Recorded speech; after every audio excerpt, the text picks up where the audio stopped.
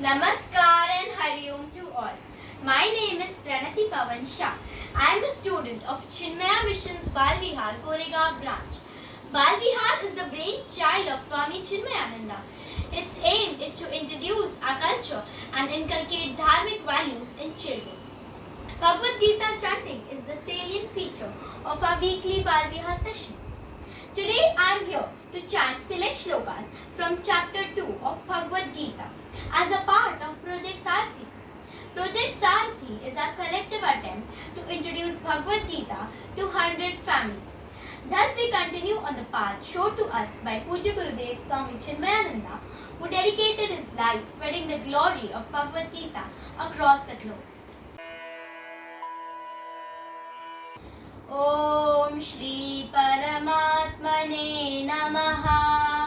श्रीमद्भगवद्गीता अथ द्वितीयोऽध्यायः सांख्ययोगः। संजय उवाच तं तथा कृपयाविष्टम् अश्रुपूर्णाकुलेक्षणम् विषीदन्तमिदं वाक्यम् उवाच मधुसूदन। श्रीभगवानुवाच कुतस्त्वाकश्मलमिदं विषमे समुपस्थितम् अनार्यजुष्टमस्वर्ग्यम् अकीर्तिकरमर्जुन। क्लैब्यं मास्मगमः पार्थ नैतत्त्वय्युपपद्यते। क्षुद्रं हृदय दौर्बल्यं त्यक्त्वोत्तिष्ठ परन्तप। अर्जुन उवाच कथं भीष्ममहं सङ्ख्ये द्रोणै च मधुसूदन। इषुभिः प्रतियोत्स्यामि पूजार्हावरिसूदन। गुरून् हत्वा हि महानुभावान् श्रेयो भोक्तुं भैक्षमपीह लोके। हत्वार्थकामांस्तु गुरूनिहैव भुञ्जीय भोगान् रुधिरप्रदिग्धान्। न चैतद्विद्मः कतरन्नो गरीयः यद्वा जयेम यदि वा नो जयेयुः। यानेव हत्वा न जिजीविषामः ते वा प्रमुखे धार्तराष्ट्राः। कार्पण्यदोषोपहतः स्वभावः पृच्छामि त्वां धर्मसम्मूढचेताः।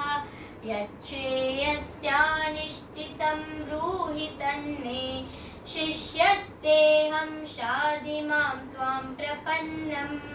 न हि प्रपश्यामि ममापनुद्यात् यच्छोकमुच्छोषणमिन्द्रियाणाम्। अवाप्य भूमावसपत्नमृद्धम् राज्यं सुराणामपि चाधिपत्यम्। संजय उवाच एवमुक्त्वा ऋषिकेशं गुडाकेशः परन्तप। न योत्स्य इति गोविन्दम् उक्त्वा तूष्णीं बभूवः। तमुवाच ऋषिकेशः प्रहसन्निव भारत। सेनयोरुभयोर्मध्ये विषीदन्तमिदं वचः। श्रीभगवानुवाच अशोच्यानन्वशोचस्त्वं प्रज्ञावादांश्च भाषसे। गतासून गतासूंश्च नानुशोचन्ति पण्डिताः। न त्वेवाहं जातु नासं न त्वं नेमे जनाधिपाः। न चैव न भविष्यामः सर्वे वयमतः परम्। देहिनोऽस्मिन् यथा देहे कौमारं यौवनं जरा तथा देहान्तरप्राप्तिः धीरस्तत्र न मुह्यति मात्रा स्पर्शास्तु कौन्तेय शीतोष्णसुखदुःखदाः आगमापायिनो नित्याः तां स्थितिक्षस्व भारत यं हि न व्यथयन्त्येते पुरुषं पुरुषर्षभा समदुःखसुखं धीरं सोमृतत्वाय कल्पते नासतो विद्यते भावः नाभावो विद्यते सतः उभयोरपि दृष्टोऽन्तः त्वनयोस्तत्त्वदर्शिभिः अविनाशि तु तद्विद्धि येन सर्वमिदं ततं विनाशमव्ययस्यास्य न कश्चित् कर्तुमर्हति अन्तवन्त इमे देहाः नित्यस्योक्ताः शरीरिणः अनाशिनो प्रमेयस्य तस्माद्युध्यस्व भारत य एनं वेत्ति हन्तारं यश्चैनं मन्यते हतम् उभौ तौ न विजानीतः नायं हन्ति न हन्यते न जायते म्रियते वा कदाचित् नायं भूत्वा भविता वा न भूयः अजो नित्यः शाश्वतोऽयं पुराणः न हन्यते हन्यमाने शरीरे सर्वधर्मान् परित्यज्य मामेकं शरणं व्रज अहं त्वा सर्वपापेभ्यः मोक्षयिष्यामि मा शुचः. Essence of Bhagavad Gita, Chapter 2. The essence of Bhagavad Gita unfolds the second chapter called Sankhya Yoga, or the Yoga of Knowledge. Second chapter is probably the most longest of all the chapters because the Lord Himself tells us about many perspectives and truths of life.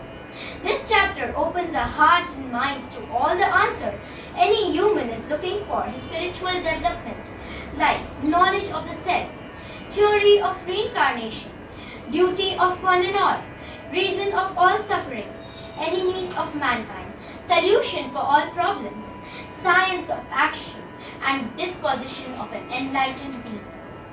The chapter begins with the dilemma of Arjuna and concludes with the description of a man of perfection. At the beginning of the chapter, Sanjaya gives a complete picture of Arjuna's mental state to Dhritarashtra, which is overwhelmed with sorrow for his near and dear ones. Arjuna did not know whether he should fight, although fighting is the duty of Kshatriyas, or whether he should refrain from killing them in the battlefield. Arjuna's state of mind could be due to a sense of desperation. This is what happens to most of us when confronted by unimaginable problems in our day-to-day life. When hysteria attacks, intellectual composure is destroyed, and resulting confusion leads to inefficiency and ultimately to failure in life. Arjuna completely surrenders to Lord Krishna as a student and requests for guidance by saying, Shishyate aham, meaning I am your disciple. Verse 11 of chapter 2 is essentially the beginning of Bhagavad Gita. Chapter 1 and first 10 verses of chapter 2 are used to build the background for the Gita. Verse 11 explains that sorrow arises out of misunderstanding, and self-realization is the only way to overcome sorrow. The chapter further states that discrimination between the real and the unreal is called wisdom, and wise men do not grieve because they can discriminate between the imperishable soul and the perishable body. The body ever perishes, therefore it is not to be grieved, while the soul never perishes, and therefore it is also not to be grieved. One is grieved only because of lack of wisdom and discrimination. Lord Krishna explains that just as there is no grief when one discards old worn-out garments, and there is joy at accepting new garments, in the same way the embodied soul discarding old worn-out bodies joyfully accepts the new ones. Thus, Krishna explains, the basic principle is that no instrument can hit or destroy an element subtler than itself. Atma being subtler than the subtlest, it cannot be changed by any other elements such as air, water, fire or earth. This is the gist of second chapter in brief.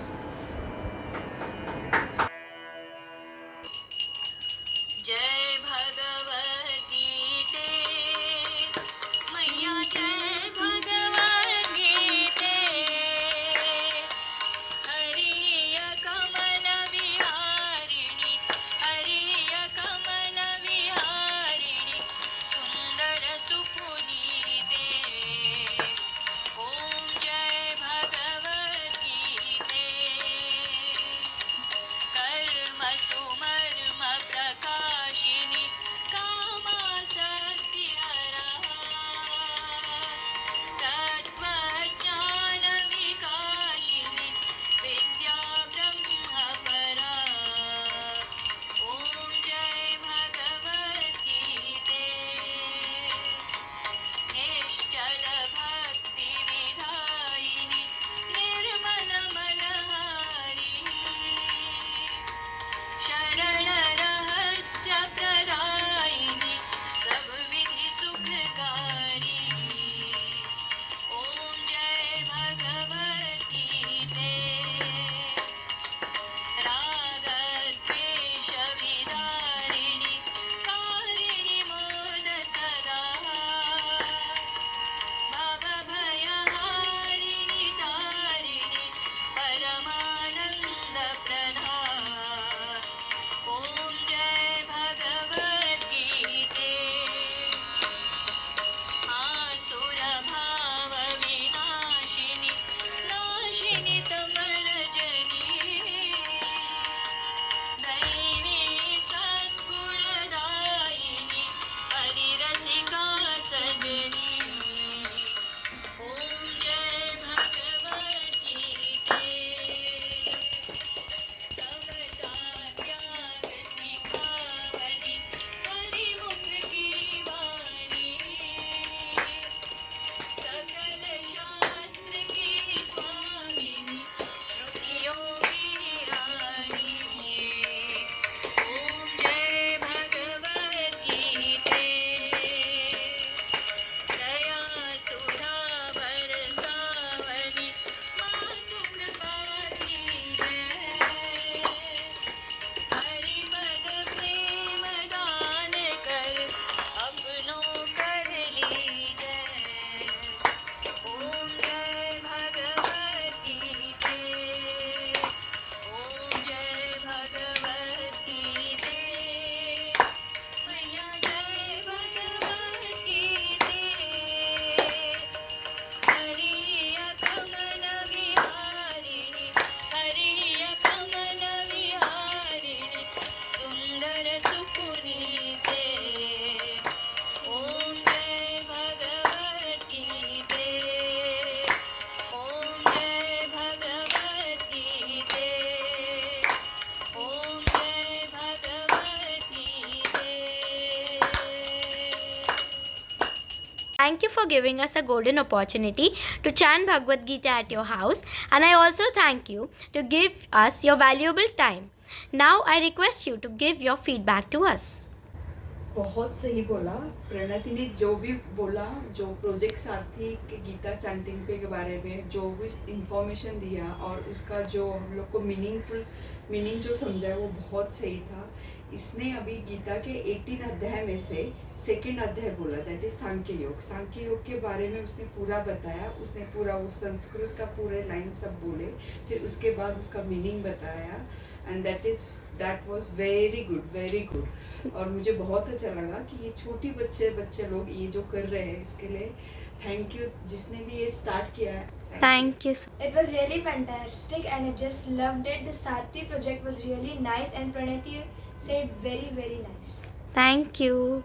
Yeah, whatever said by Sharvi and Jyoti, I am fully agree with them. So whatever project the Saarathi has initiated, Ghar Ghar Mein Geeta, it's really appreciable. That message should also go into every household and entire world. That's what I can say. And well done. Keep it up. Yeah. Thank you so much. Uh, Saarathi project is very nice, and Pranati Didi tell the Saarathi project is very nice. Thank you. Thank you.